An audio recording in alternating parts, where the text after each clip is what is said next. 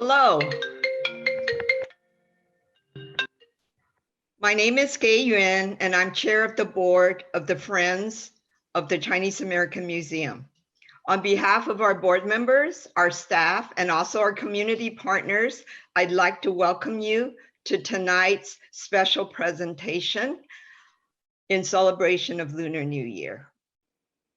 The staff have asked me to share some of my memories of growing up in Chinatown, Los Angeles. But before I do that, I want to take care of some housekeeping duties.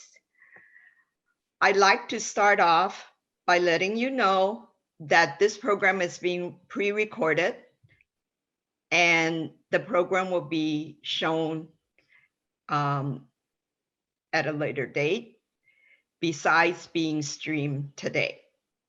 The other thing I'd like you to do as you watch the program tonight is to make sure that you turn your audio off, but you can leave your video on, especially for those of you who will be cooking along with us tonight. Please feel free to leave that video on. Now back to what the staff wanted me to do in terms of growing up in the olden days. And to staff, the olden days, the direction they gave me was to talk about the 70s and the 80s. Well, for me, my olden days were in the 50s and 60s. I remember growing up in LA Chinatown as a little girl. And in those days, things weren't as commercialized. We hardly ever went out to a Chinese restaurant. And if we did, those were usually chop suey houses, egg foo young houses that didn't really cater to the real Chinese food that we talk about often. And so the only time I remember going out to buy food in Chinatown was if we had to buy roast ducks and char siu and things like that. So it was, in those days, Lunar New Year was really a family affair. Grandma cooked everything, all the dishes at home. And we celebrated with the end of the year feast with all the family members. And then we always opened the year the next day with vegetarian foods, because following the Buddhist system or the Buddhist belief of cleansing, we always start with vegetarian food in the beginning. And so those are the memories growing up in the 50s, the 60s that carry on all the way till today, because today it's still a family affair. And Lunar New Year is when we celebrate with the family. We greet each other, wish everybody well, and also celebrate with friends and relatives. And we spoil the kids like crazy and let them eat all the sugar they want that day, because we never say anything negative to children during the New Year's period. So tonight, I'm really, really excited to welcome our special guests who will be presenting this program to us. I'd like you to welcome Kristina Cho and Cathy Chaplin to this special program of Familiar Flavors, Stories Made in the Kitchen. Cathy Chaplin is the founder of Gastronomy Blog and the author of Food Lover's Guide to Los Angeles. She is also the associate editor at the Society and Culture website of Eater LA. And we have the honor of having her as our moderator tonight. So welcome, Cathy. And then I also like to welcome tonight cookbook author and food blogger, Kristina Cho. Kristina is someone who grew up in Ohio, and she's going to tell us all about growing up in an area where it's not very many groups of Chinese people around. And so she talks about later with Cathy about her experiences and finding her way through the Chinese, not only food, but also Chinese customs. So I want to thank you both for being with us tonight. And I'm just going to turn it over to you, Cathy. Wonderful. Okay, thank you so much for that lovely introduction. And thank you to CAM LA for putting on such a great event. It's wonderful to be here this evening. Happy New Year, Kristina. Happy New Year. Awesome. Before we get started with the baking, I'd love to hear how you rang in the Year of the Tiger. What were you up to? So I spent a lot of days just preparing my house for Lunar New Year, which is like a whole effort in itself. Lots of cleaning, arranging flower arrangements in like every corner of my house. I made my own paper lanterns this year, which was really fun, and strung them on my mantle. And then for actual Lunar New Year dinner, I had dinner on Lunar New Year Day. My family typically has it on Lunar New Year's Eve. But I just had a couple friends over and we had a really big feast, 8 dishes on the table. So wow, that's yeah, seriously like hardcore. Yeah, I think making your own lanterns are a little hardcore, but I just like didn't have time to go buy some, so I just spent extra time making them. I think we should preface this with that Kristina is hardcore, is what I learned from reading her book. She is a professionally trained architect, and I mean, we hear you make lanterns, like that connects. That's definitely on brand. I love it. Yeah, I had some X-Acto knives out there. Yeah. So it sounds like, well, there are a lot of superstitions surrounding the new year. And I often find that I have to like ask myself, like, do I truly feel this way? Like, is it bad to get a haircut? Like, so yeah. Like, or is it just like my family in the back of my head, telling me that I believe this? But like, which superstitions have you like totally adopted into your life in the East Bay?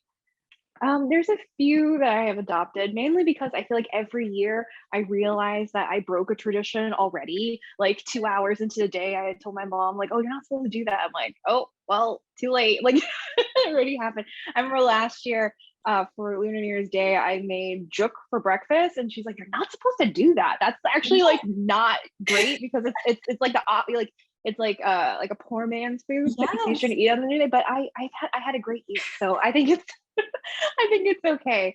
My big traditions are really just cleaning the house because I just like starting anything new on like a clean slate.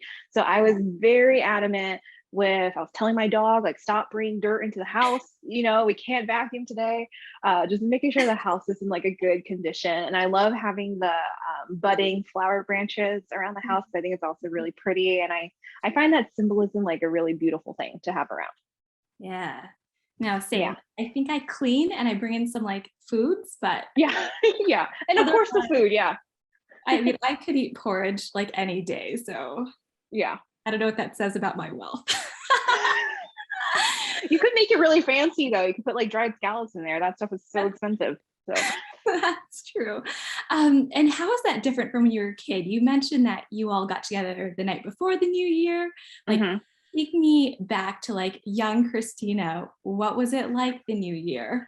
Yeah, so I grew up in Cleveland, Ohio. Well, I technically grew up in a suburb of Cleveland, Ohio, but my grandparents had a house in Cleveland, Chinatown, like literally in the heart of it. They were like 1 block away from like I would consider like the main plaza where they have like our dim sum spot and a few grocery stores and stuff. And so they would always go to my grandparents' house. And my mom has 4 siblings. And so all my aunts, uncles, my cousins and stuff, some other people I don't know, would all show up at my grandma's or my grandparents' house for dinner. And this would happen on New Year's Eve.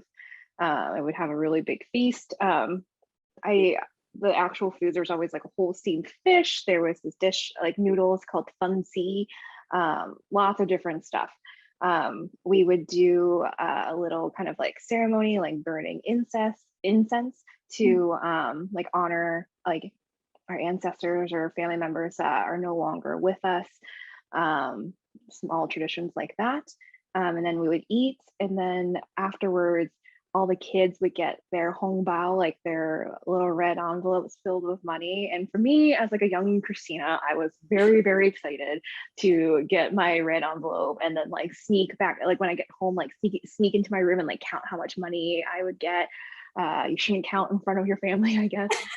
So that was always a really fun part too. And then like for a few days after, we would go downtown and see like a lion dance, something like that, or go get dim sum and have like a fun time in Chinatown. Yes, yes, that's right. So right now we are in the midst, let's see, the New Year's on the 1st, which is very easy for math, and today's the 10th. We're like on the 9th day of the new year, and we're in the period called the Lantern Festival, which is, and I wasn't sure if I was going to share this fact. So it's called the Lantern Festival. And I learned that because I used to work at Panda Restaurant Group, which is where I learned lots of Chinese traditions as a Vietnamese person. But I guess, was the Lantern Festival a part of your life growing up? Like, did you, like, was it just that, was it just that one day, or did you like continue the festivities for 15 days? So for me as a kid, it wasn't like a huge thing in my family. My mom actually talks about being like a young kid in Hong Kong and like having the Lantern Festival be like really fun. Like back then they would just like let kids go off on their own. So my mom as like a young kid would just like go downtown and like buy lanterns and like little candies and stuff like that and just like partake in like the festival. But for me, it wasn't a huge thing that we would do. I do remember at the end, like on the last day, we would have the glutinous rice balls. I'm probably saying it wrong, but tong yuan, filled with like black sesame paste, and that was always like really, really good. Yeah, thank goodness for those foods, right? It's just like it's hard to continue traditions. I mean, when we're so far from the source, but it's like food just makes it just so real and delicious and okay. So cool. Well, it was awesome learning a bit about how you celebrated young Kristina, but we're going to go to present day Kristina, who is a hardcore baker, blogger, cookbook author. Tonight, we're going to make Fa Gao, which is, I'm pronouncing the Cantonese way I've been told, but Kristina just calls them steamed cupcakes, and so should we. Yeah, they're just like really lovely steamed cupcakes. This is something that my grandma would make every year. Sometimes she would make it not for Lunar New Year, and it was always really exciting. But like I had no concept of the lunar calendar, like when it was coming as a kid. But like when my grandma was making the cupcakes, I was like, oh, it's happening. It's coming up. The money's coming. Yeah, the money's coming. I gotta get ready. Very cool. And you spoke of your grandma. So, you know, we can see the Bisquick in the corner of your screen. So if we were to find this in Hong Kong, and they wouldn't use Bisquick, can you compare and contrast what we're going to make tonight and what you know, maybe your grandma grew up making or eating? Yeah. So to be honest, I have never had another person's steamed cupcakes before. I've only ever had my grandma's. I don't know why. I probably should have done it for research purposes, but I was so intent on recreating my grandma's version that I was just like, I don't need to try the other one, you know? And it's funny because I had no idea that she used Bisquick in her recipe until I started working on my cookbook. And then I was like, oh, that makes sense. I remember going to my grandma's house. We would always enter through the back and through the kitchen. I remember coming in, taking off my shoes, looking up at the refrigerator, and there was always at least like 1 to 2 boxes of Bisquick up there. I'm like, what? And I was like, why are they up there? My grandma never makes pancakes. Like she doesn't, like, I was like, why are they there? I thought it was maybe just a box that she repurposed for something else, you know? And so when I found out that she uses this makes so much sense, and also just like really funny, and also very cool that something that is as traditional as Fa Gao is made using like the key to like buttermilk biscuits and waffles and pancakes in America. It's very cool. She learned it from another like a friend in the neighborhood, like one of the aunties that would come over. And since this book has been out, I've gotten so many messages from people saying like, oh, my grandma also used Bisquick, and I thought it was just me, that she like learned it from someone else at the church or something. So it's been very, very cool to see how this secret ingredient has made its way through Chinese American communities. That is a story, by the way. yeah, it's cool. Word of mouth is amazing, and Yeah, just that makes a lot of sense. I wonder where it started in America. Yeah, I don't know. I think back in Hong Kong or even China, they're probably using some other type of self-rising flour. Or I think the leaveners probably there are a little different than the baking soda or baking powder that we use, like some other type of ammonium bicarbonate or something, you know, that kind of gives it that bloom. I did try developing a recipe without using Bisquick, just using like baking soda or baking powder and finding the right ratios, but nothing got the right texture that I wanted. So I just kept it. Totally. No, that's awesome. And before Should we we? start cooking, oh, go Yeah. ahead. Can you say No, something? go on. I was like, should we make cupcakes? Before we start cooking, I have one more question. So, you Yeah. know, the Chinese are very superstitious. Everything represents something. You got to eat it to. Yes. What does the steamed cupcake represent? So these are also known as prosperity cakes because the way that they bloom in the steamer, they kind of, in the book there's a picture, but you'll see in a couple of minutes once they cook, but the tops of them like burst open, either in parts of 3, 4, or 5, and like the bigger and taller they bloom, the more prosperous your year is going to be. And it comes from kind of like the translation of like Fa Gao, like Fa Gao means like higher and bigger. So that's how it comes. A lot of like the traditional or like lucky foods in Chinese food have like a meaning based on like the name sounding like something else or looking like something. That's right. That's exactly. Yeah. Yeah. Cool. All right. Yeah. Let's make some Cool. cupcakes. Let's start. Okay, so we got a big mixing bowl here, and I'm using a digital scale. This is a very simple recipe, but I am an avid digital scale user. You have the most control over everything because everyone just measures flour differently. And even the change of like 25 grams can make a pretty decent difference in your final outcome. So I highly recommend using a digital scale. My grandma, of course, does not. She doesn't measure anything. She has this like one coffee mug that she uses. And she can just tell by like the consistency of the batter, like if it's right or not. So she doesn't use one, but I recommend everyone else to do it. Okay, so we're gonna add the Bisquick first. We're gonna add 150 grams, which is 1 1/4 cup about. But again, we're going 150. The cupcakes, I think, have a little bit of like a pancake-like flavor to it. It probably also comes from the brown sugar, kind of giving it that kind of like molasses, like mapley flavor. So nice, perfectly sweet cupcake. Okay, almost there. And then after this, we are going to add 150 grams of all-purpose flour. So it's equal in weight, which is easy to remember. Okay, let's start here.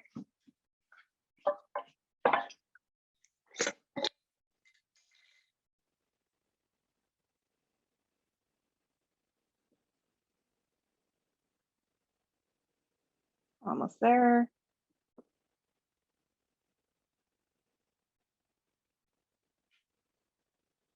Okay, perfect. Now we are going to add 130 grams of brown sugar. I like to use brown sugar in this. My grandma uses brown sugar in this. I think that the molasses that's in here adds a little bit of richness to the cupcake. So the texture of the cupcake is light, but also has like a slight denseness and like chewiness to it, kind of like a pancake, of course. So yeah, is that dark or light? I use dark brown sugar. Again, that's also what my grandma uses, but I think the dark brown sugar gives it a really nice color. Nice. Okay. All right, and then the last thing we're going to add is a little bit of water. We're going to add 300 grams water. Let me zero this out really quick. Okay. Oh, actually, before I add the water, I'm just going to use a whisk and just kind of mix that up a little bit. Okay. Now add 300 grams of water. And the texture or the consistency you're going for is like thick, kind of pourable pancake batter. Okay, cool. So And that's it. It's just 4 ingredients. So it's really simple. And now you're just going to you want to use like a nice sturdy whisk and just mix everything up until it's like a smooth, even consistency. You don't want any like chunks of flour or anything. And you also don't want to over mix. Like the moment that it's smooth, you want to stop. Typically, like even if you're making like any type of like cake batter or something, you don't want to over mix either, because when you over mix something like this, you have a tendency of creating something that's a little tough and chewy because you're building a little too much gluten in your flour. Okay. So there's a couple lumps in there, but you can see that. But I'm just going to give it a few more good whisks. Again, like pull whisk up like it should, pour nicely. If it's too thick, like say like you didn't measure your flour and water, I say that has a tendency to like become thicker because people tend to pack too much flour into their measuring cups. Then you can start adding a little bit more water, like a little at a time, whisk it in until you get this like, again, pourable consistency. Okay. So I'm gonna put my whisk in the sink, and then we are going to pour our batter into the individual cupcake molds. I recently got my grandma like an upgraded set of individual cupcake molds from Amazon, because forever because she's been making this in like since the 60s when she moved to Cleveland, and she was like, I need to figure out a way to put these little cakes in the steamer. And like, I guess other people, you can use like little cups or something, but maybe I got my hardcoreness, although no one's ever called me a hardcore before, but maybe I got it from her because she got a muffin tin and like got somehow some metal cutters and like cut out the muffin cups to use and like kind of ground the edges so you wouldn't cut yourself. And so that's what she did for the longest time, but now she has like normal muffin cups. Are they just like silicone molds? These, so you can use those. I use these for egg tarts too. And so these are kind of like a non-stick aluminum. Oh, is that like, like what they would use? I mean, like in Chinatown, is that what they use? Just some sort of. They would use something similar to this too. Okay. Sometimes you can also get like you can get those like disposable kind of cupcake tins too. Like that also works. But you always want to have, or this is what I do, but my grandma always put a liner, like a cupcake paper liner inside the tin. So you get like a really clean release from here. I noted that in my recipe. I have seen some people like maybe not read the whole recipe and just put it in this paper liner and put it in the bamboo steamer. And that's just going to like, the paper is going to get moist and it's going to like sploot everywhere. So you need, and it's also going to prevent your cupcakes from blooming. So you need that structure to like hold it up. Okay. That was like the thing I was most like, yeah, how does it go like that? Yeah. Yeah. You need the structure. You need the right blend of everything. Let me turn a light on. The sun is setting, so it's getting a little dark. Is that a little better? Okay. You look good. All right. So, and this recipe makes 10 cupcakes.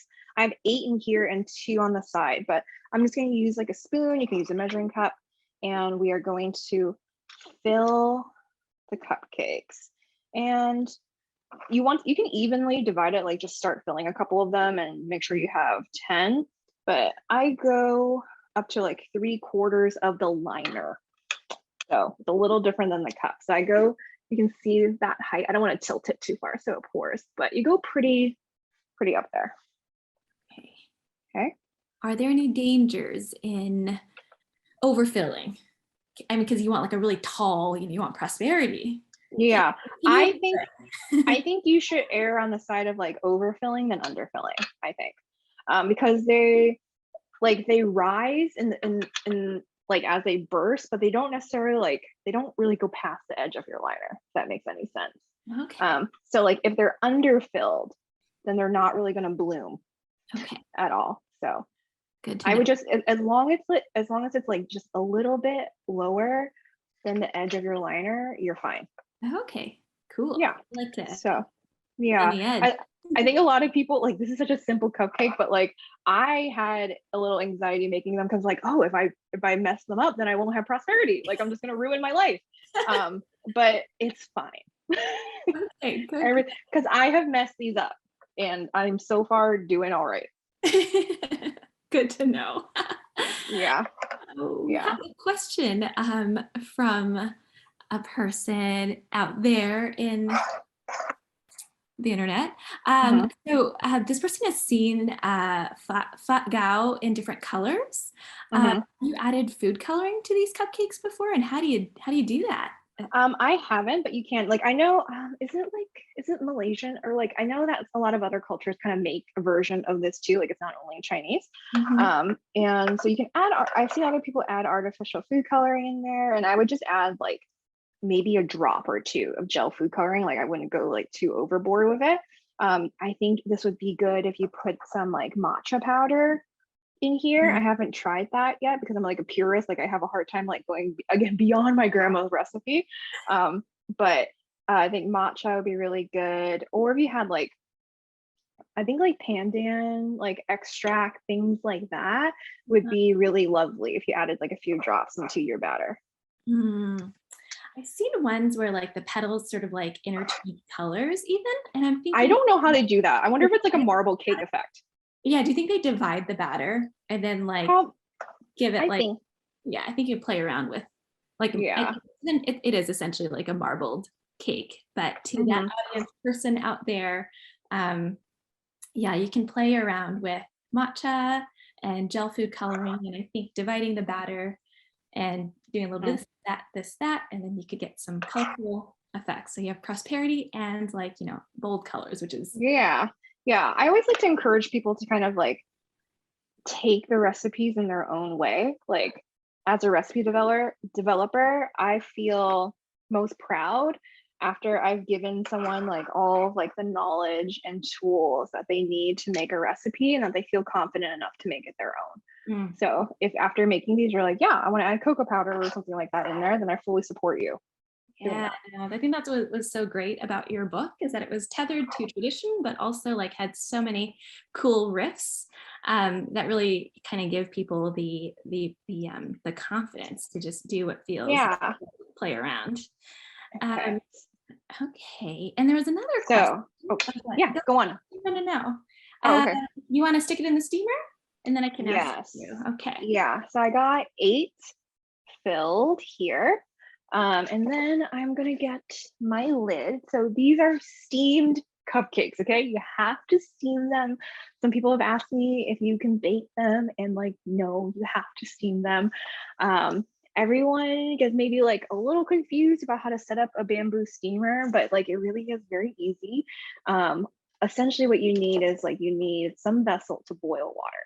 It can be like, I have a wide mouth like frying pan here with like 1.5 inches of water.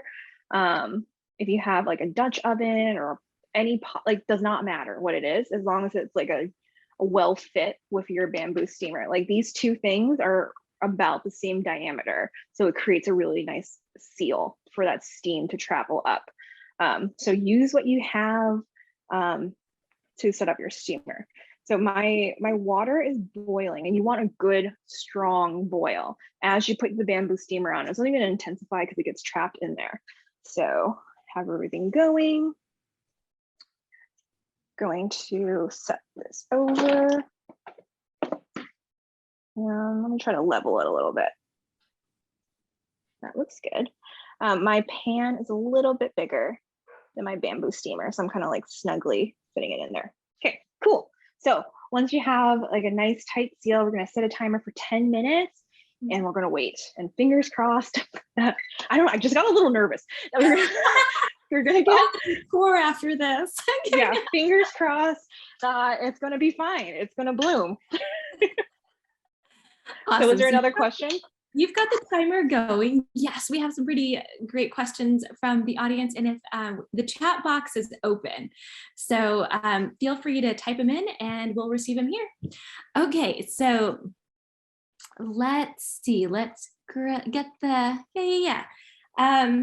So speaking of Bisquick, Are there any other, or do you know of any other American shortcuts in Chinese cooking, like this book, or like these kind of substitutions that were passed down from, grandma to grandma, then grandchild to grandchild? Let me think. Probably not on the same level as using like such an iconic like American product like this, but I feel like there's like maybe small other things that like my family has included into their cooking, like using ketchup a lot, which I think using ketchup is like very common in a lot of Cantonese cooking because it gives you that kind of like sweet umami flavor that's pretty common. But I can't think of anything similar to this. And kind of yeah. Okay, and let's see, so for the cupcakes, have you ever tried, or do you recommend filling them in any way? I know you're like a purist. Did Grandma ever fill them? And have you thought about filling them?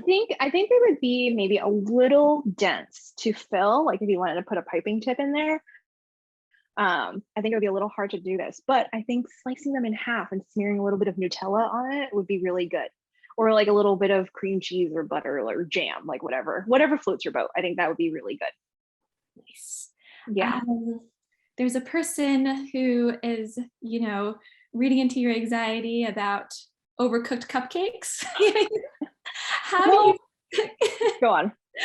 Can you salvage overcooked cupcakes? Have you ever underdone them or overdone them? And did you save them? Are they garbage? What are they? What happens? So I would say it's hard to over steam these. It's actually like I find quite hard to like over steam a lot of food, because what's great about steaming is you're cooking with moisture, and so you have a little bit more wiggle room, as opposed to say like if you're baking cookies, like if you bake cookies for 5 extra minutes, there's no it's just continuing to dry out. With steaming stuff, you have like a longer window. I say like these are supposed to steam for like 10 minutes, but if you let them go for like 15, it's going to be okay. It'll still be great. Under steaming, like once you remove, there's certain things that once you remove the lid, it's hard to go back. Rice is not one of them. In my opinion, you can continue to cook rice. It's okay if it is like a little dry, but I think when you steam cupcakes, like once you open it, it's like all that heat that you've developed is like kind of gone. So if you find a trusted recipe, I have one, just follow the time indicators and you should be okay. Okay. Yeah. And with like American baking, you use a toothpick to see. Is it just gonna be visual that they're ready? Yes, they will. If you made them right, if they bloomed tall, they are ready. Okay. Yeah, and you can use a chopstick too. Okay. Yeah, that's right. And your steamer, it's just you're doing one layer with 8 cupcakes. Is that right? I'm just doing one layer. You could do 2, as long as you have like a good burner that can like get a really strong boil on it. I moved into this house like a year and a half ago, and I feel like this stovetop is newer, but I feel like my stovetop in my old San Francisco apartment was like a little old school, and I could crank it up really hot. And I was able to have more success with a double layer steamer. But here I find that my burner doesn't get quite as hot as I wish it would. And then whatever cupcakes are on the top layer don't bloom quite as high. That makes sense. That makes sense. Every kitchen's a little different. So if you know that you think your kitchen could handle it, then you can try it. Yeah. And it's just 10 minutes. So do it a couple times. Yeah. Okay. And so besides your pow pow, that's grandma, right? I pronounce it pawpaw. My grandma. Yeah. Okay. This is another question from the audience. Do you have any other people who inspire your baking creations? Yeah.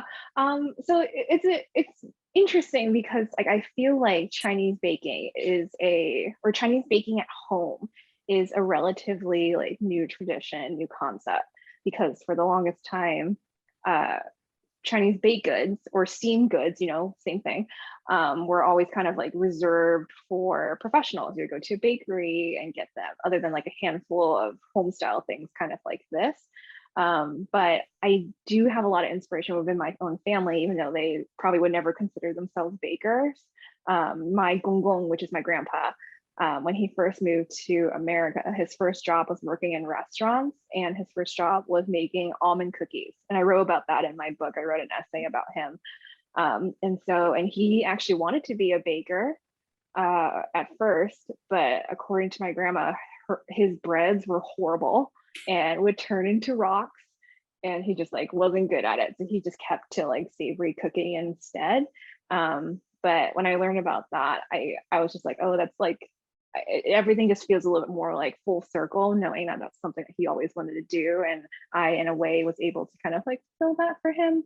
And then also like my mom, she's just like a really great person in the kitchen and like has taught me a lot of like really great kitchen skills that also apply to baking, even though she will say that she's not a baker. So I have a lot of really good culinary teachers in my family. Oh, that's so beautiful. That was a wonderful essay you wrote about your grandpa and how you Thanks. connected it to like, you know, your work today.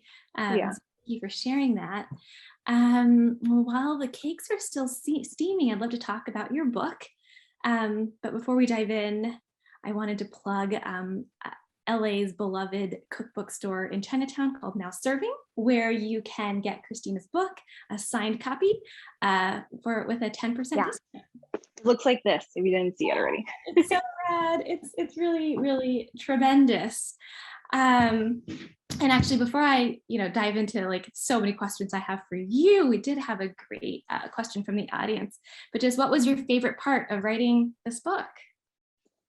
I have to like flash back to when I was doing it. I think my favorite part might have been just like learning about Chinese bakeries, because that was like obviously a huge part of my job. Like I know a lot about them from just like visiting them, but having the opportunity to kind of talk to different bakery owners who have operated their bakeries for decades, the bakers there, like I think that was just like a really great opportunity that I had to kind of learn about this facet of like Chinese American life, Asian American life. So that was really great. And being able to kind of apply some of the things that they taught me into the recipes that I was developing. And I wish I could have gone to more.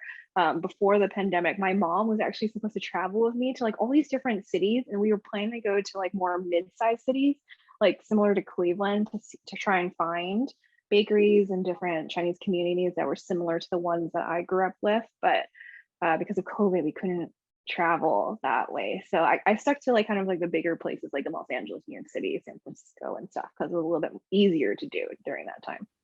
Right. Yeah. That makes sense. I was curious about the timing. So it was during COVID where you... It was like in the thick of it. I remember I started working on it in January 2020, and I only had like 2 months before things like really shut down, and like I had started working on my bun chapters like in March, April 2020 during like the great flour shortage of like the world. And so I like was able to like order like 50-pound bags, so like industrial sized bags of flour, and like lug them around my kitchen at my apartment. Like I considered them roommates. Like they were just like sitting there, like staring at me every day. Yeah. Oh, so I know you had a blog beforehand, and then it was only when you made the hot dog bun, the flour, that kind of inspired this book, is what you wrote. Yeah. Can you tell us more? Tell us more about like, what did you already know about this genre of baking, and like what did you learn from experimenting and like visiting bakeries? Yeah. That recipe kind of I'm turning off my timer, but it's okay. I'm just gonna let them like sit for a little bit while I answer the questions. We'll hold off a second. So the hot dog flour buns were the first recipe that really like spearheaded or just like started the idea of a book about Chinese baking. I had been baking for years, like since I was in middle school, but I was always very focused on like creating things that like my family didn't know how to make, you know, American things growing up in Ohio. Like I was like, I want to learn how to make a cheesecake. I want to learn how to make a chocolate layer cake and chocolate chip cookies and things like that. And it wasn't until I was like in my mid 20s where I was like, I should learn how to make the things that my family loves. Like, why isn't there recipes like that on the internet? And at the time, there were like a couple of them, like they exist, you know. But when I posted the hot dog flour buns, it was the first time that like I saw so much excitement for a recipe that I posted. I've had some other things that got a lot of like good engagement or whatever, but the hot dog flour buns, like people just had this like nostalgic emotional reaction to it. So I think that they just like it just triggered a lot of joy in a lot of people. They're like, oh, I loved eating this when I grew up, when I was growing up. So and that again developed the concept of the book, and then also allowed me to kind of like explore a little bit of like, why haven't I tried making these things in my life until now? Yeah. Try to take a Cool. peek. Let's do I'm like nervous. Everyone's making me nervous. it. Great. It's gonna be great. Oh my gosh. Okay, they're so good. Can you see? There's like there's a text bubble over. Oh, okay, now I can see it. Can you see? It looks so good. Beautiful. Wow, I'm excited. These look really good. I've never made them so big before. There is good energy here tonight. Yeah.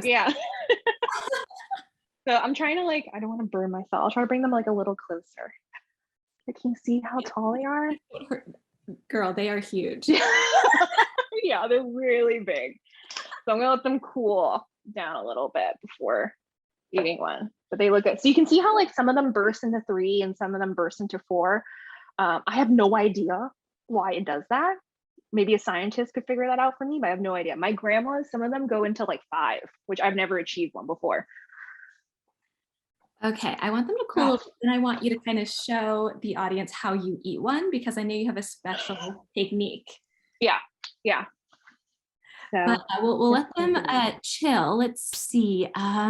Okay, another question from the audience, a technique question.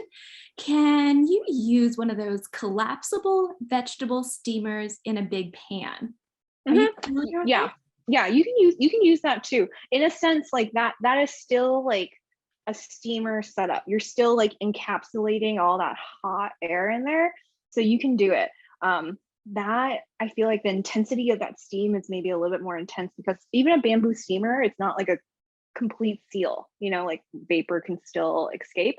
And so I would like test a cupcake and see the bake time on it. It might be a little shorter, maybe. Okay, I'm glad you know what a collapsible vegetable steamer is, because I actually have no idea. Yeah. Someone is asking, what about an Instant Pot? Have you tried? I don't have it. I'm a very low tech cook. I recently got an air fryer for the first time. I got it like a week ago. We've been using it every day. So for an Instant Pot, does it have a steamer's like function? There is a steamer function, but you know, like, because it's only 10 minutes, God, it must be like 1 minute or something. I know. Yeah, it must be something like that. I would love for someone to try it and share with me. I don't have an Instant Pot. I'm probably never going to get an Instant Pot. I don't know. Okay. I was gifted one from a neighbor. They're amazing. Okay. Yeah, they actually are. Well, maybe someone out there one of my friends should give me an Instant Pot. Maybe a wedding gift or something. Sure. Yeah. Okay. And another question is, do you top these steamed cupcakes with anything? No, I just eat them plain. But again, if you want to like add some Nutella or butter or jam, like they taste like pancakes. If you even want to drizzle on a little bit of maple syrup on there, you can. But they have this like wonderful level of sweetness. Like there's a good amount of brown sugar in there, but it's not like cloyingly sweet. Right. Like I think that this is like the definition of a snacking cake. You know how those are like popular? I don't know. It's just like a baked cake that like maybe has a little powdered sugar on it. You can eat it in the middle of the day, in the morning, at night. Like this is like kind of that same level. And it probably hits that like Asian rubric of perfection of not too sweet. Yeah, exactly. Yes. Yeah. High compliment. Not too sweet. Okay, I think one has cooled down enough for you to show us your technique. Okay. And maybe if anyone else does this, because Kristina is curious. This Okay, is how so she eats the Fa Gao. so Go. there's one. So here's like a close up of one. So It's still pretty. it's still a little hot, but so I'm gonna peel the wrapper. So the wrappers, I find that they peel easier. Like you get less cake stuck to it once they're like fully cooled. Like even like the next day they come off pretty cleanly. But so you peel off the layer, and then I eat one petal at a time. Like I just like rip off that. So good. It's like it's just like this is like one of the few recipes, well not few, but like was one of the best recipes. I was like, it tastes exactly like my grandma's, and I felt so proud. I've had like a few moments where I achieved that, and it just sticks with you. You're like, yes, this is it. It's just so good. It's like light but still a little chewy, perfectly sweet. Anyways, so then I peel off, imagine I'm eating all the petals. She eats all the petals. Mm-hmm. Then you have this left. I peel it off. I was a crazy kid. I don't know why I did this, but I would take this and I would like, I haven't done this in a while. I would smash it into a pancake like that. So that's like extra dense, and then just eat it like that. It's really good. Highly recommend trying that. That is awesome. Thank you for doing it on camera. I read about it. I could sort of picture it, but like now I know how you do it. Mm-hmm. When I wrote that, or when my editor was reviewing my manuscript, she was like, you really like to take apart your food. And like, I guess there was I tend to describe how I like to eat things. And I have a tendency to want to eat things with my hands and like dissect things. And I like never realized that before until someone else read it, I guess.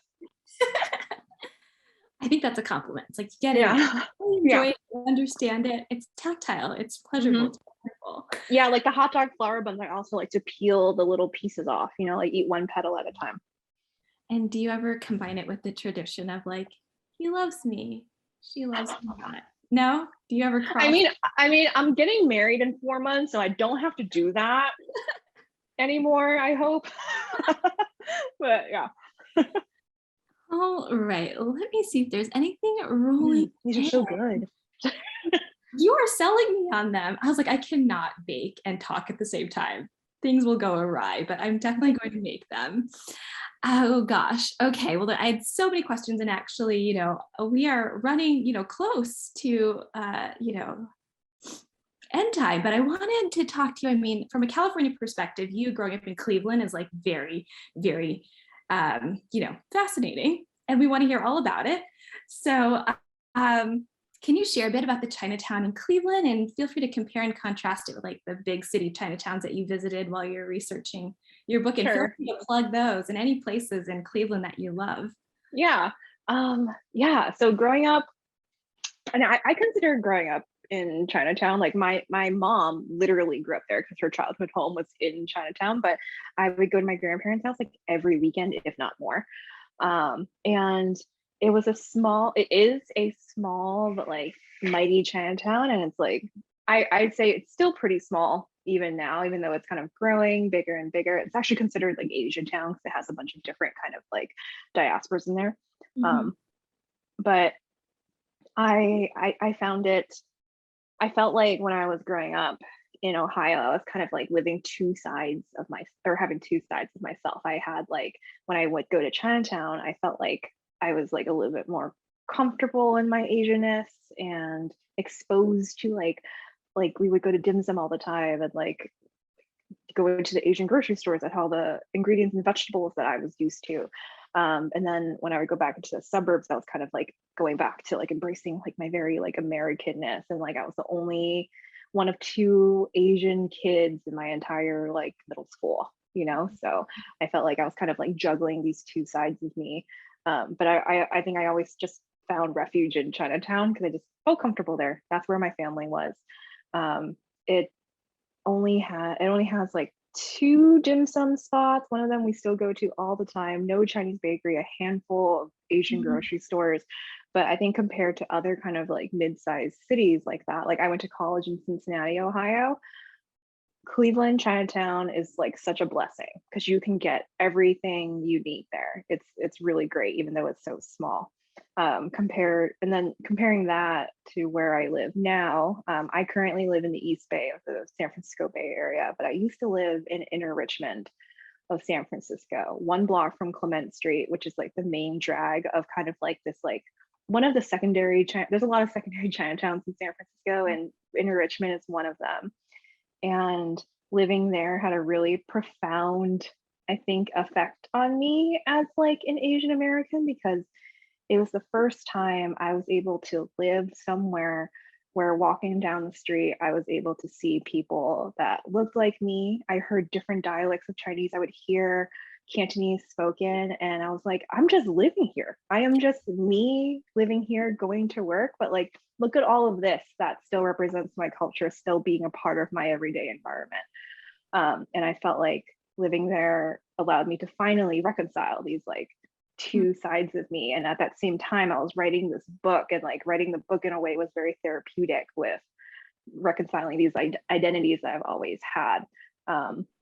And so to answer that question, San Francisco, all the San Francisco Chinatowns are like 10 times more intense than the one I grew up in, but they both have their very special meanings for me personally. Mm-hmm, mm-hmm. And is there I guess there was one anecdote, if we bring back to LA, when you were at Phoenix Bakery in Chinatown, the home of almond cookies, the home of the strawberry whipped cream cake. You shared this anecdote about how the founders of that bakery founded a financial institution as well.